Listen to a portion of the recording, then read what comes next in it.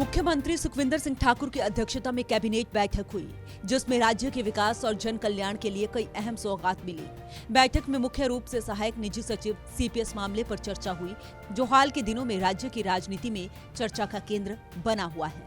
बागवानी और राजस्व मंत्री जगत सिंह नेगी ने विपक्ष के आरोपों का जवाब देते हुए बीजेपी और नेता प्रतिपक्ष पर निशाना साधा। उन्होंने बीजेपी सरकार के कार्यकाल का उल्लेख किया और कहा कि जब सतपाल सत्ती ने धूमल सरकार में सीपीएस का लाभ उठाया तो उन्हें ये कानून असंवैधानिक क्यों नहीं लगा। भाजपा तो जो है शुरू से चुनाव में जब से बाहर हुए हैं, लोकतांत्रिक तरीके को मानने को तैयार नहीं है।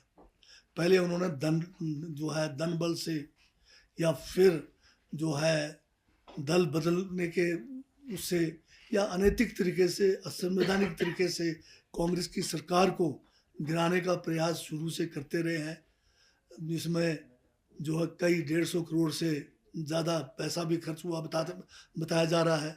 और आज भी ये लगे हुए बड़ी बेशर्मी के साथ एक चुनी हुई सरकार को गिराने के लिए लगे हुए हैं। अब जयराम जी से मैं ये पूछना चाहता हूँ, जब आपकी सरकार थी तो ये जो सीपीएस का कानून है उस समय भी तो था आपके समय में।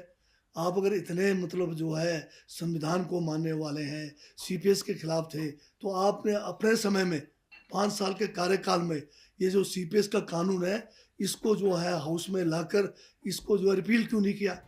कैबिनेट बैठक ने राज्य के विकास के लिए नई दिशा तय की है, लेकिन सीपीएस मुद्दे को लेकर सियासी तकरार तेज हो गई है। बीजेपी और कांग्रेस के बीच आरोप प्रत्यारोप का सिलसिला जारी है। ये स्पष्ट है कि हिमाचल की राजनीति आने वाले दिनों में और गरमाएगी। सूर्य समाचार के लिए शिमला से ब्यूरो चीफ अरुण उनियाल की रिपोर्ट।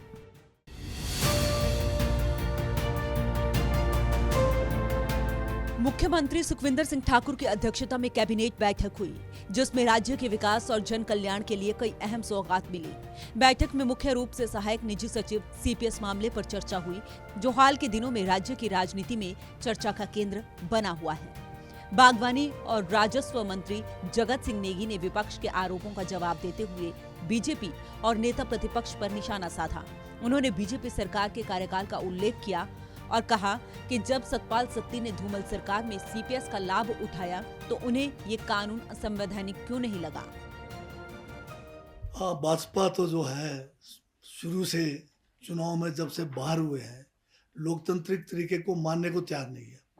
पहले उन्होंने धन बल से या फिर जो है दल बदलने के उससे या अनैतिक तरीके से, असंवैधानिक तरीके से कांग्रेस की सरकार को गिराने का प्रयास शुरू से करते रहे हैं, जिसमें जो है कई 150 करोड़ से ज़्यादा पैसा भी खर्च हुआ बताया जा रहा है। और आज भी ये लगे हुए बड़ी बेशर्मी के साथ एक चुनी हुई सरकार को गिराने के लिए लगे हुए हैं। अब जयराम जी से मैं ये पूछना चाहता हूँ, जब आपकी सरकार थी तो ये जो सीपीएस का कानून है उस समय भी तो था आपके समय में।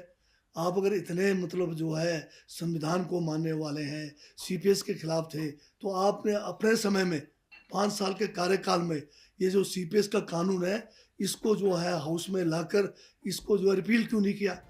कैबिनेट बैठक ने राज्य के विकास के लिए नई दिशा तय की है, लेकिन सीपीएस मुद्दे को लेकर सियासी तकरार तेज हो गई है। बीजेपी और कांग्रेस के बीच आरोप प्रत्यारोप का सिलसिला जारी है। ये स्पष्ट है कि हिमाचल की राजनीति आने वाले दिनों में और गरमाएगी। सूर्य समाचार के लिए शिमला से ब्यूरो चीफ अरुण उनियाल की रिपोर्ट।